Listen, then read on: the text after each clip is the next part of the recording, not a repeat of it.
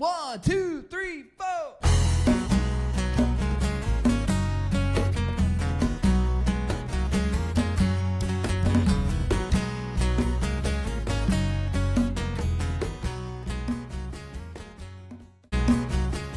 Hello, and welcome back to another edition of Lay It on the Table, the Southern Board Game Podcast with the accent on Southern.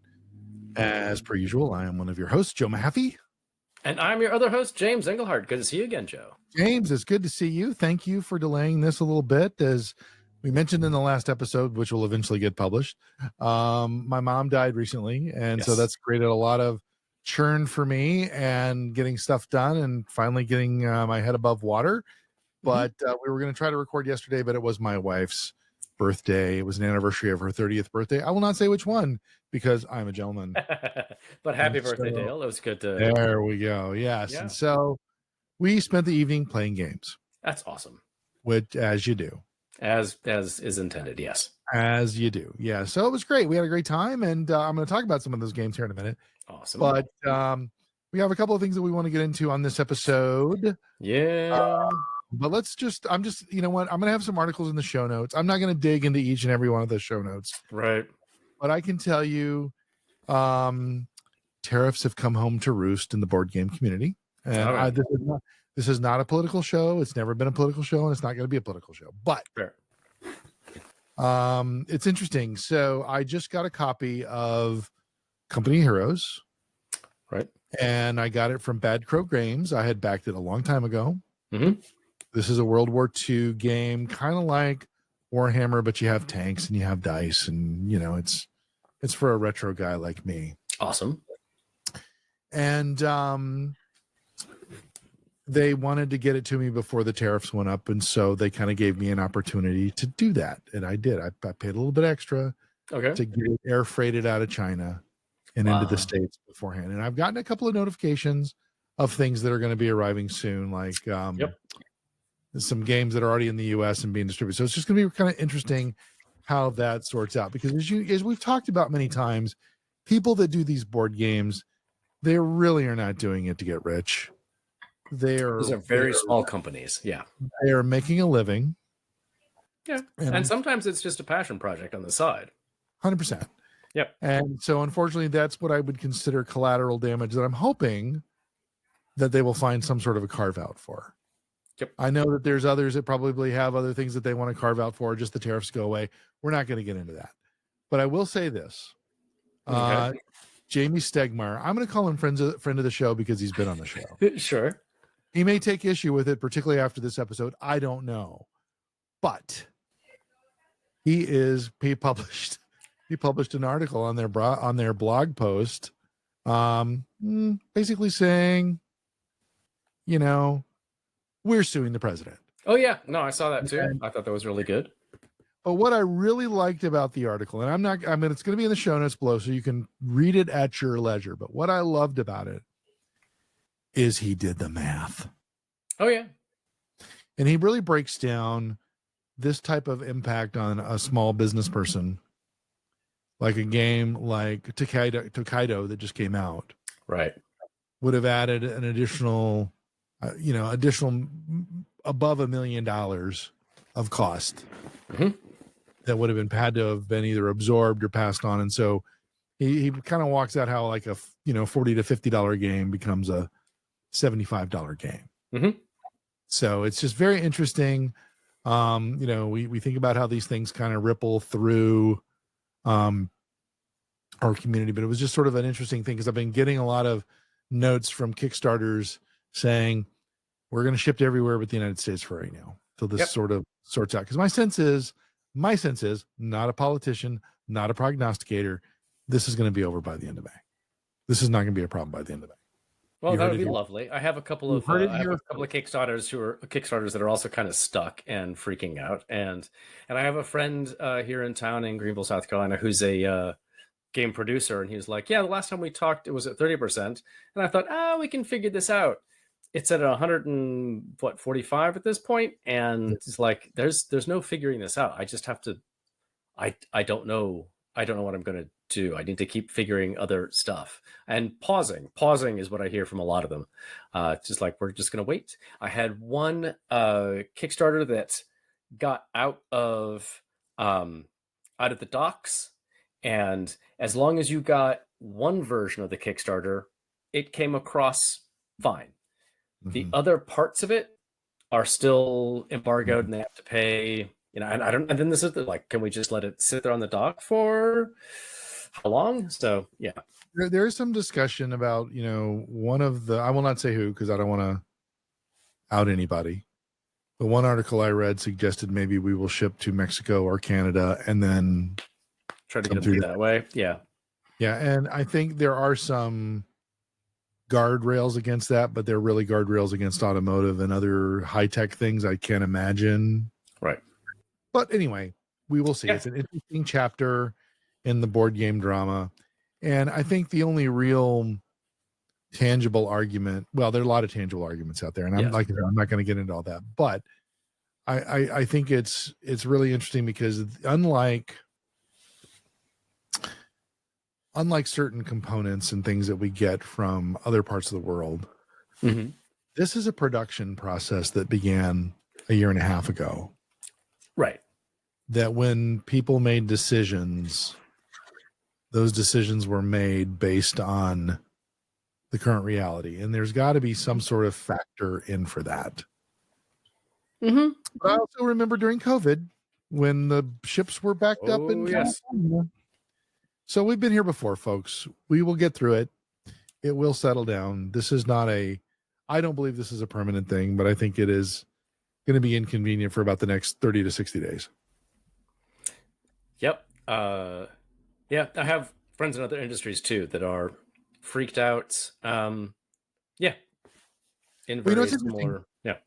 It's interesting because in my real job world, I support people in the automotive space. Okay. One of my clients is hair on fire a little bit more than the other. And the other parts of my portfolio, I deal with a lot of high-tech technology companies that make consumerish and corporate types of items and such, and haven't quite seen the hair on fire. Interesting. So it all just remains to be seen. And some of those companies obviously already have carve-outs. Right. Because of, all that. But it's interesting. But anyway, I'd like I said, I didn't want to get deep in the weeds on it. I just wanted to kind of acknowledge it because Jamie's been on the show. So I have put three articles in the show notes. The Darkest Timeline. I saw that. The Math of Tariffs. And We Are Suing the President. So I like the title of that last one. It's pretty fun. Well, I figured you would. That's right in your wheelhouse, James. Right there. So anyway, we will leave it there, and I will just acknowledge the board games behind me, and of course, that's President Dwight Eisenhower up there as well. He's got that's when he was a general, though. So All right, so let's get into it. Let's talk about you, James. Oh, all right. It's almost May, tra-la. It's May, the lusty month of May. If we were talking Camelot, yes, which we're not. So this is not about musical theater, which is too bad. But it is college kids, so there's probably something going on there. There probably is. Yeah. MayX is kicking up again here in I think I've got 2.5 weeks, maybe just 2 weeks. Anyway, yes. And of course you're just reflecting all the games from last year, and you didn't get anything new, right? Oh no, my friend. No, au contraire. Yeah, au contraire, exactly. So no, went and did some shopping. So thank you, Furman, for supporting all of this. And so I've did a bunch of shopping. It was super fun. And I was thinking I've got kind of like 4 categories of things that I was really looking for. And so one of them, I've got some foundational games, right? And so some extra copies of personal games that I've got of like Carcassonne, Quirkle, just mash them together. Ingenious, just to help them sort of add to the games that I got from last year and build a foundational experience. Lots of kind of medium weight games.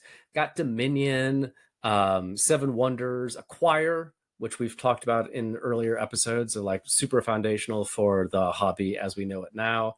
Robo Rally, Bonanza, some of those are lighter than others, clearly, but like just to give them a sense of some super fun games of like, this is how we got here. And then I was also thinking, I had this weird chance to do some comparison and contrast kind of games. So I got both Mycelia and Undergrove, which are about mushrooms. Okay. So Mycelia is a light Ravensburger game, and Undergrove is we would love for her to be a friend of the show, Elizabeth Hargrave, co-design. But like, how do you think about mushrooms in these two different spaces? I also picked up Renatured and a copy of Cascadia for them to, do a little tile laying of different sorts. And how do you think about nature in these ways? Love Renature. One of our favorite games. Oh, good. All right. Yeah, because I've heard nothing but good things about it. Really wanted to play it, and this was a chance to pick that up. I think my students are going to find it really interesting because it's also an area majority control kind of game. So like versus Cascadia, which is a different, I'm just really curious to see how they're going to respond to this. Well, and it's a nice take on dominoes. Right. And I can bring them King Domino too and see what they're going to do with that as well. So lots of different ways to do a little compare and contrast there. So last year we're trying to do some RPGs, and it's hard to run like D&D. You've got to find something small, right? Because we don't have a lot of time. And I thought, well, there's a whole bunch of these. I think of them as like RPGs in a box. So For the Queen, which is I think Darrington Games, which is the folks. Yeah. Yep. So our good friends at Critical Role. Yep, that's the guys. Yep, and all featured at Gen Con last year. Or the year before. So curious to see how that plays out. See how my students play with it. There's another one called Ghost Court, which is where one or more of you are ghosts who are getting sued or who are suing living people. And so you get to go back and forth. And everybody gets a card that gives you your role and some characters, and you kind of do this. And then another one called Saltfish and Almanacs. It has a little bit of a board that you lay out. Oh, that's the picture. That's the one. So Saltfish and Almanacs, which gives you a chance to tell a story, but all the things come in a box and you play the cards down. So I'm thinking that's pretty good. And then because it's fun to see the new hotness and to let them know what the newest game designs are like, I picked up Finspan. Saw that. Still haven't played that. Unconscious Mind, very thematic. Read through the rules, and man, I mean, it's really funny how much it's like this abstract thing about, moving your pieces around, but also like coffee is an economy in the game. You need to get your coffee. They dropped the cocaine, so for some reason, I don't know why, but coffee, yeah.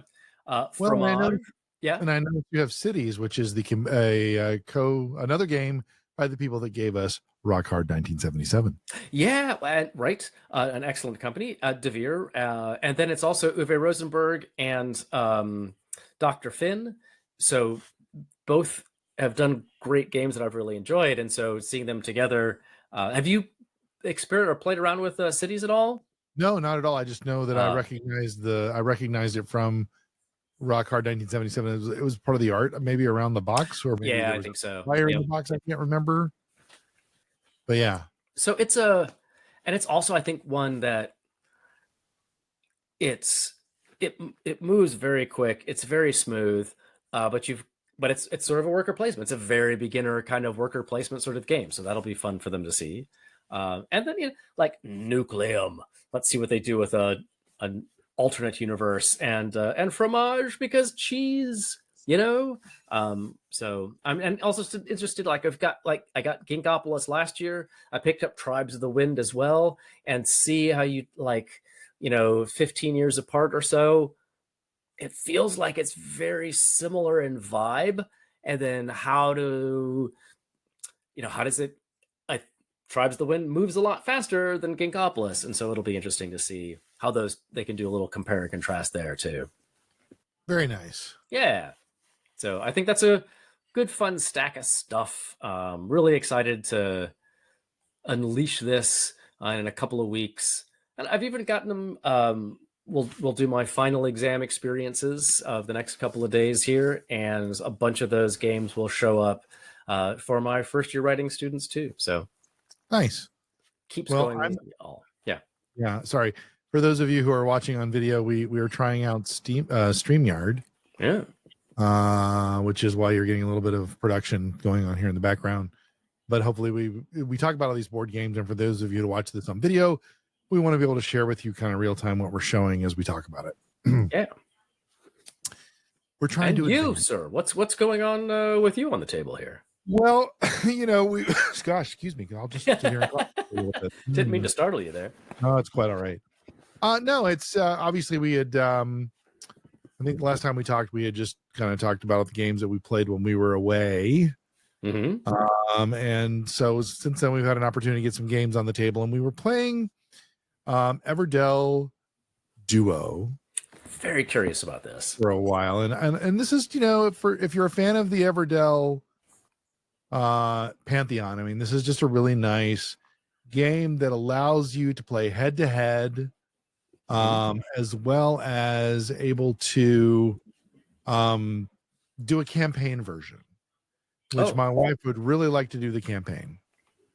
Okay, cool. I am sure. Yeah, we'll do it. But we played it and kind of got into, just trying to remember how to play the game because it's been a hot minute. Sure. And then there is also this idea of,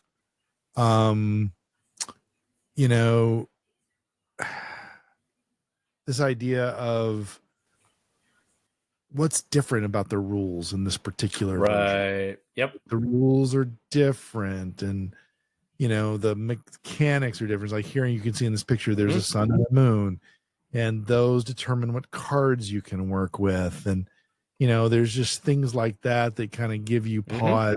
But the cards are the same. The scoring is very similar, but you either have a turtle or a rabbit. Fun. That's great. That's hilarious. And, and it's just an easier way to get in the game. Like I said, we played this in the Dominican Republic. It was easy to play, to get back into. And now we just had to refresh ourselves before we did the campaign version. But overall, I got to say, this has been a really nice game. It's great. As we've said, I like games that are for two players. And this has just been one that is, really fit that bill. We tried, we've gotten Splendor Duel, which was also simply like, okay, it's a little bit different. What am I wrapping my head around? But the gameplay, once you got it, it was really great to just play two-player. To have the two-player version was really nice. Yeah, no, it's great. And then the other game we've been playing, you may recall a while back, I discussed a game called Botany. And Botany, you start in the UK and you travel. Well, I guess you started in Great Britain, and you travel the world looking for, species, and you were trying to come back and create this great garden in your hedgerow. Right. Not really in the hedgerow. I just had a Led Zeppelin. You're just like, okay. Right. Yeah. There's a bustle in your hedgerow. That's right. Don't be alarmed now. Okay. So anyway, there is I don't want to call it a expansion because it's not an expansion. It is a sequel. It's another in the series by Duck Summonum Games. It is called La Fleur. La Fleur. La Fleur. Yeah. Yeah. There is this whole Gardens of Rococo, which I probably said wrong, and you're going to fix it. No, this all feels good. Rococo. And it's great because it's got that same, instead of a map of the world that looks like it was done in that, sepia style, you have a map of Paris.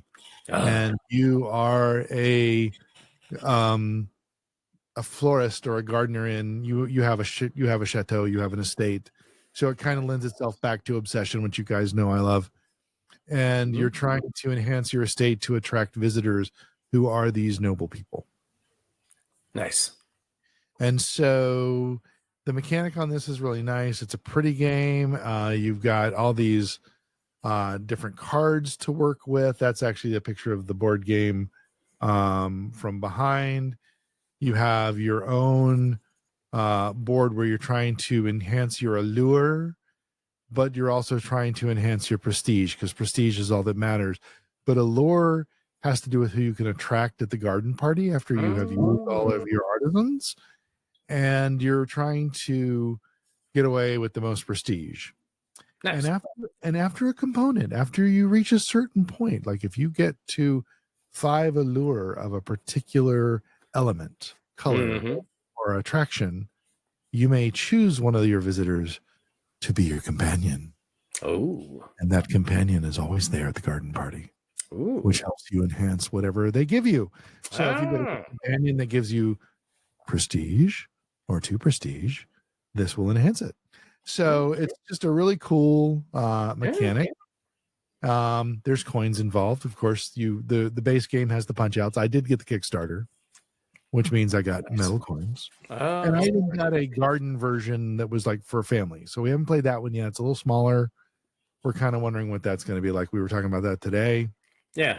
But you can see that is a picture of the full spread of which I got, which also included, it did actually include an expansion for botany. Nice. Yeah.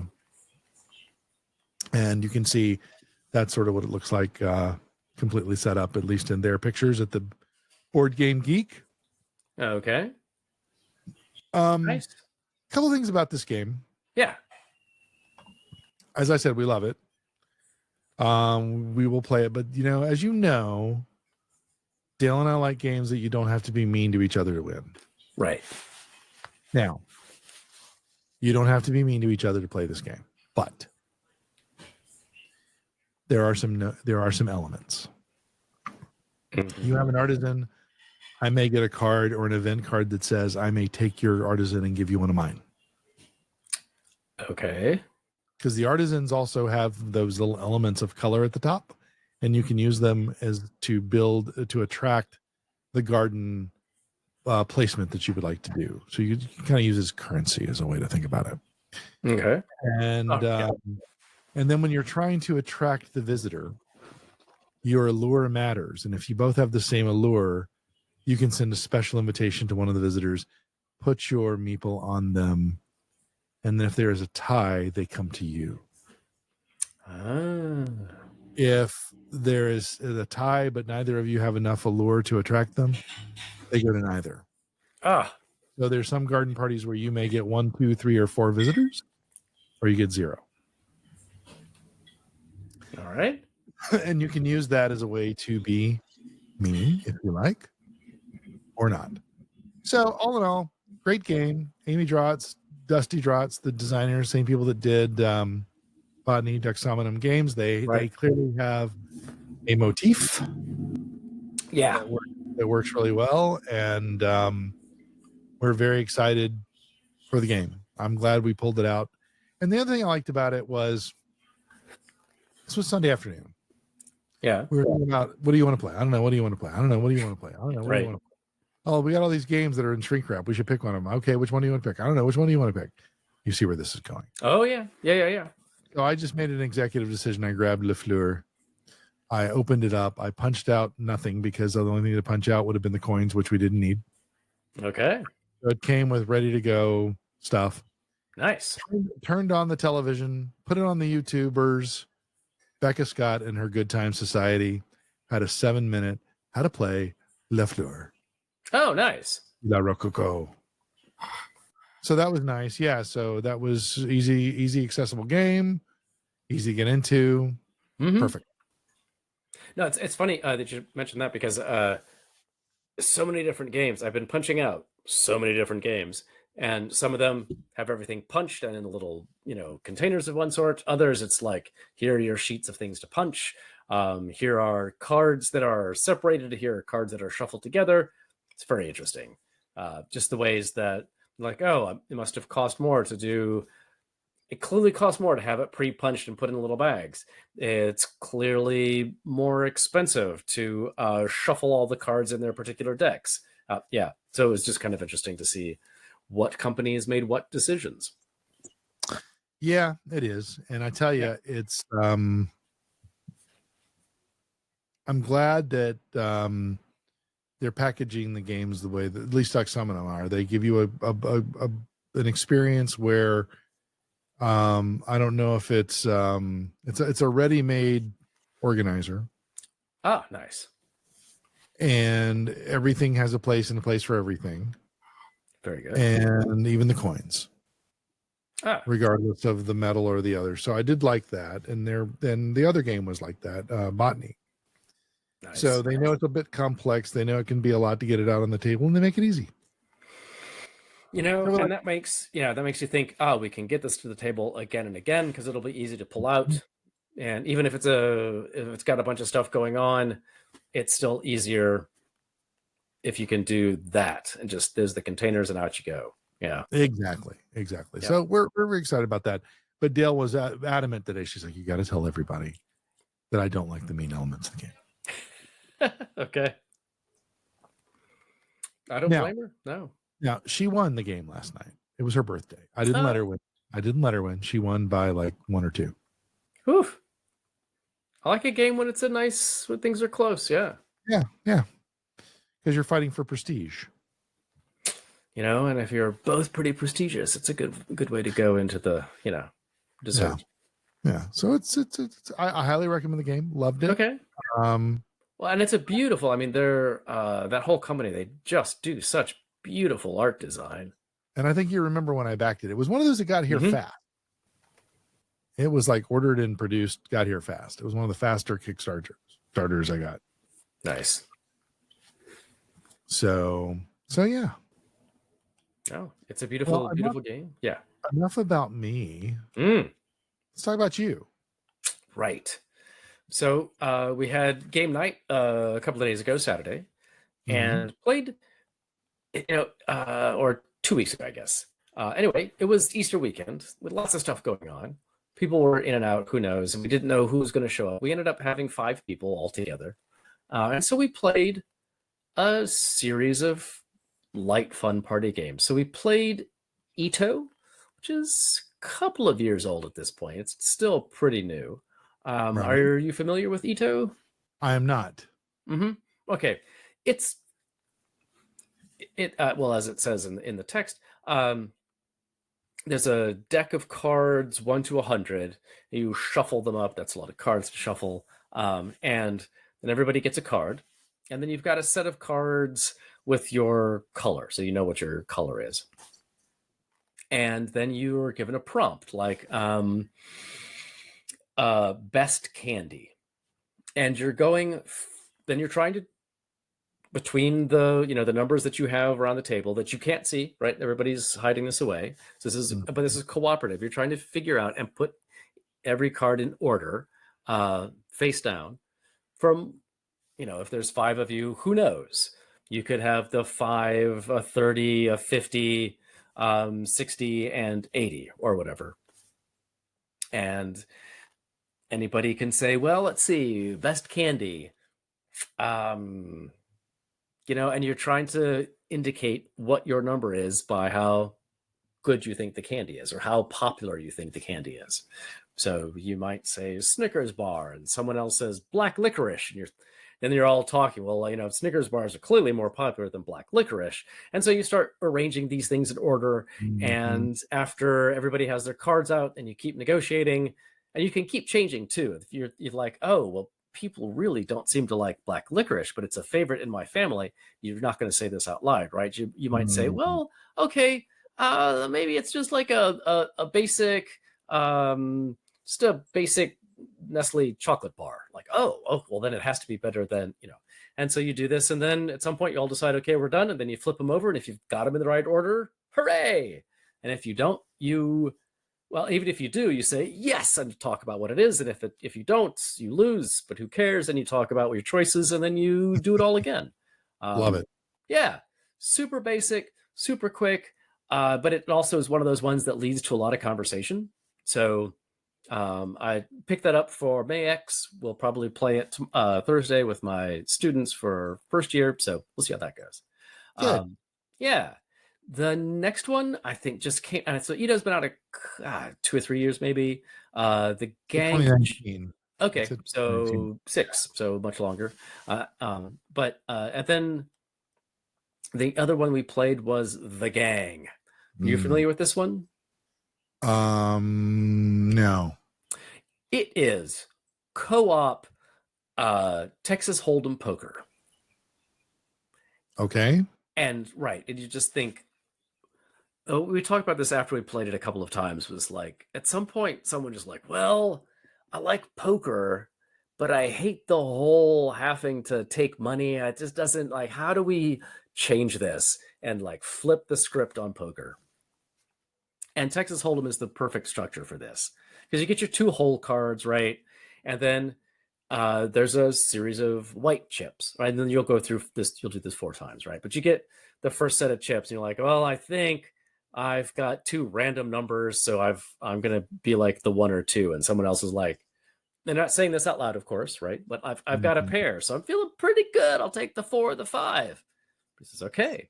And then you do what's the flop, where all the next 3 come out.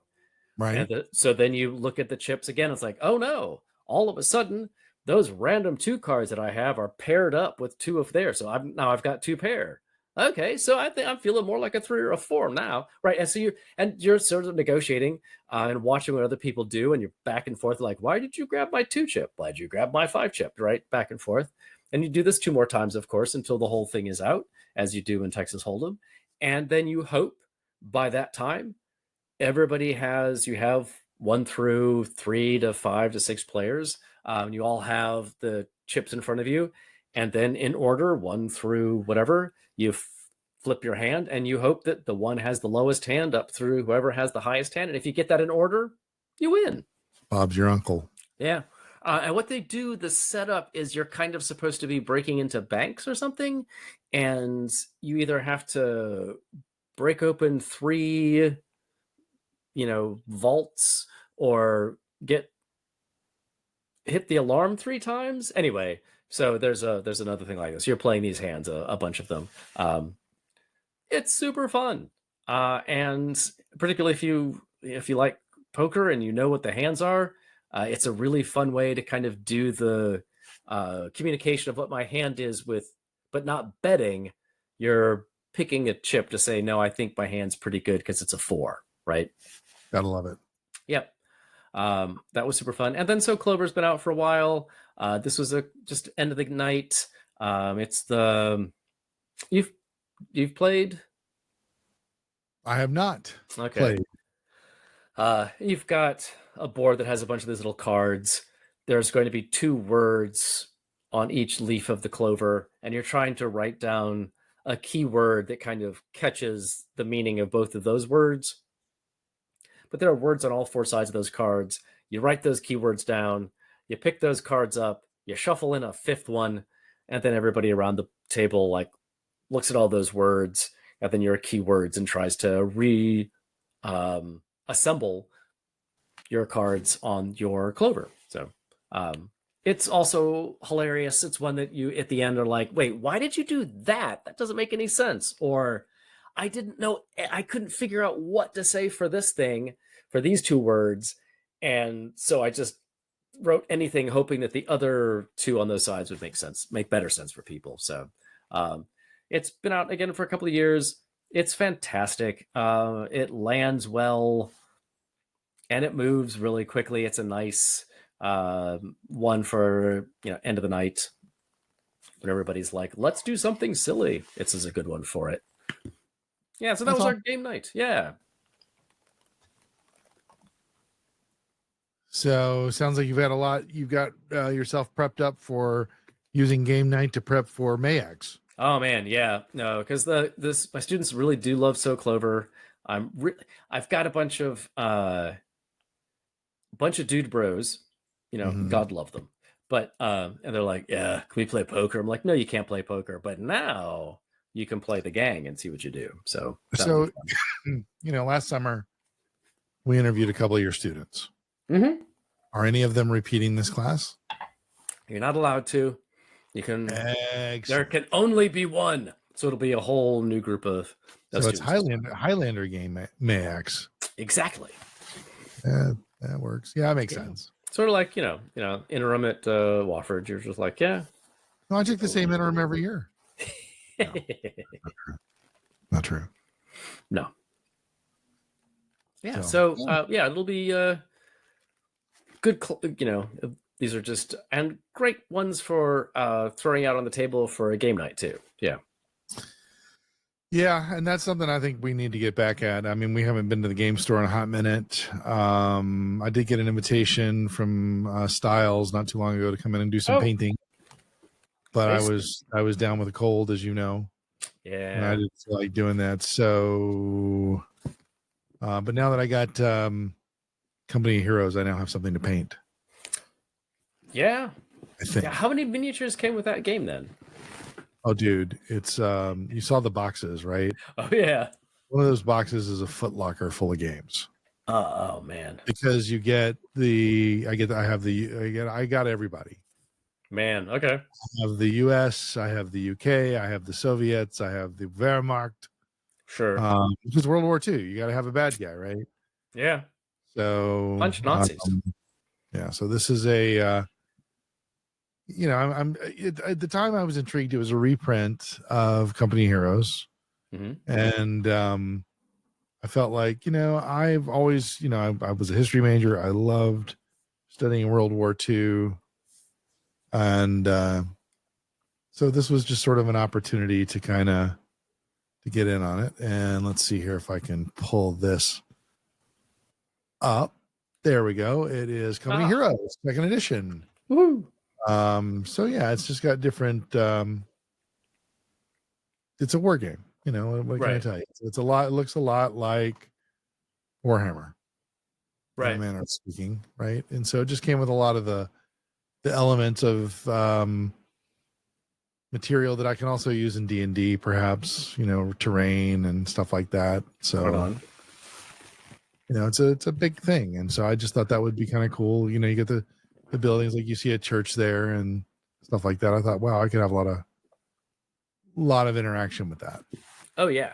Yeah, absolutely. That was sort of the thought. But again, I mean, I backed this thing, I don't know, 2 years ago. That makes sense. Yeah. And it finally just shows up. And so you're like, oh wait, now why did I back this? It's like my copy of Elden Ring showed up and I'm like, and I haven't even taken, I got it. I looked at, it was all there and I put it up on eBay. Oh wow, really? Just kind of curious to see if anybody wants it. Oh, okay. Because I can live without it. Have you got any bites? No. But I mean, wow. people are like, I sold mine. I'm like, great, I'll do that. And like, nope. I might be bad at eBay. I don't know. I might have even hit the wrong button. It may not have been listed. I don't know. Yeah. No, it's not. Spelled it wrong. Yeah. I do have to show you this. Oh. This arrived. Ooh. And what have we here? Monty Python's. Oh, yeah. Fetchy Lavage, whatever. So there you go. Yeah. So you got the whole. And did that's fun. It's still in the shrink wrap, so you can tell. I see. Yeah. And did you get the RPG with that as well, or just a special? Yeah, that was the last thing to show up. I've had the RPG for a while. I've got some over there in a book, and But I thought it would be useful for you to see that it arrived. Oh man, that's good to see. That's hilarious. So, a take on backgammon. Is it? Fetchy Lavage. Mm-hmm. Oh, okay. It says here.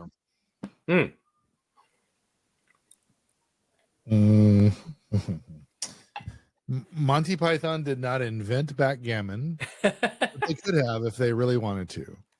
Yeah. The perfect game for those who wish to appear smarter than people who play checkers, but can't be arsed with chess. There you go. So there you have it. That feels very much like Python, yeah. Yes. Yes.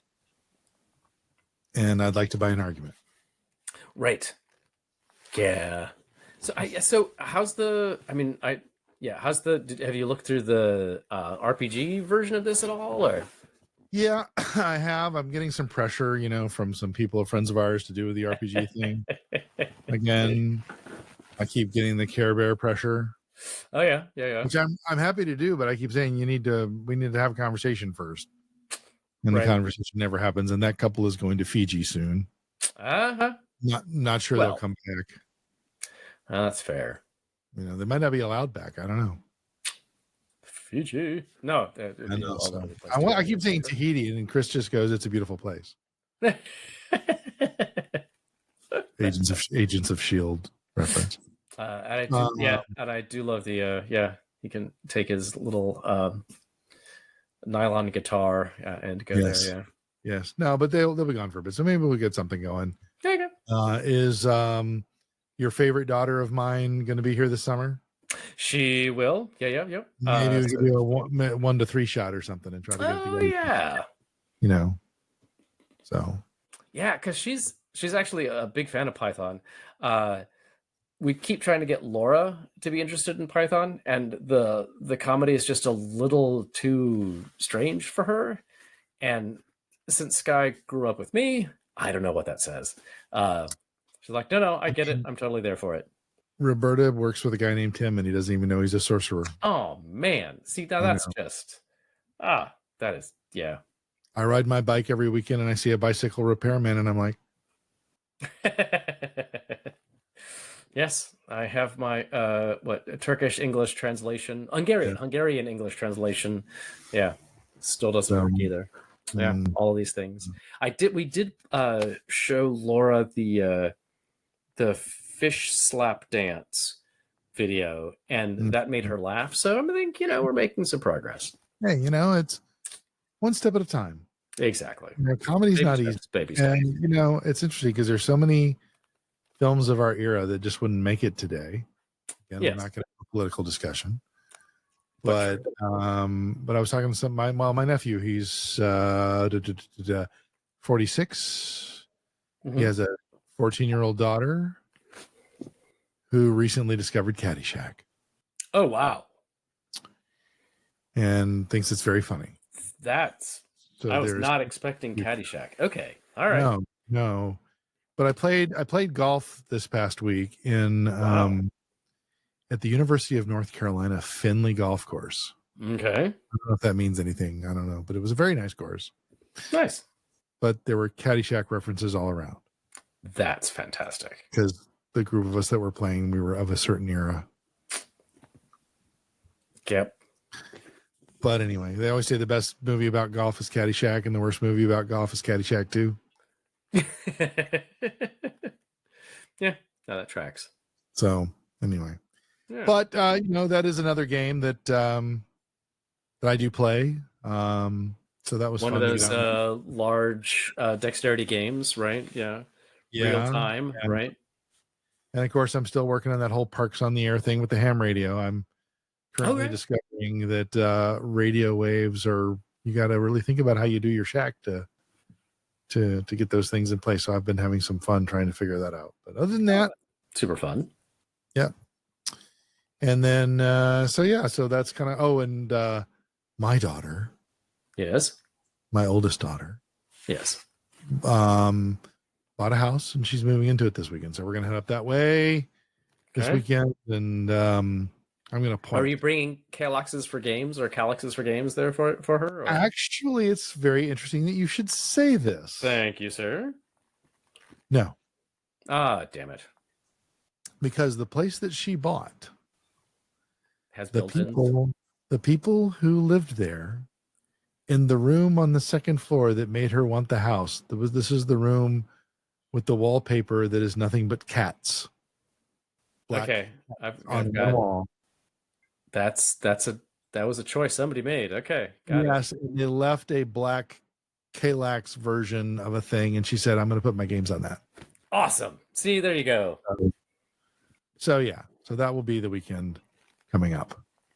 So that's what you anyway, want. Galaxies and the boxes. Yes. Awesome. that is correct. That is correct. So anyway, that's kind of what we got going on. Excellent. I am really going to get caught up on getting these things published, guys. I promise. Okay. I'm hoping to get them out in the next week, and then we'll do them boom, boom, boom, 3, 4, 5, and then the StreamYard thing seems to be working okay. So I think we're going to do this, which will save me a boatload of time. Joe is our tech guy. I say this time and again. So he is the genius doing all of these things, making it happen. So I'm just here for the conversation. I am hopeful. So I don't know if we're going to get 2 outros or 1, but I'm going to give it a try here and see the way I think we should do it. Okay. And then it will tell me if dice on it, man, and see what happens. We're going to do this. Okay. So as per usual, Joe Mahaffey, I'm not bored. I am bored gaming. And I'm James Engelhardt, and I hope that all your tiebreakers break your way. Thank you, folks. We'll see you in a couple weeks. See y'all.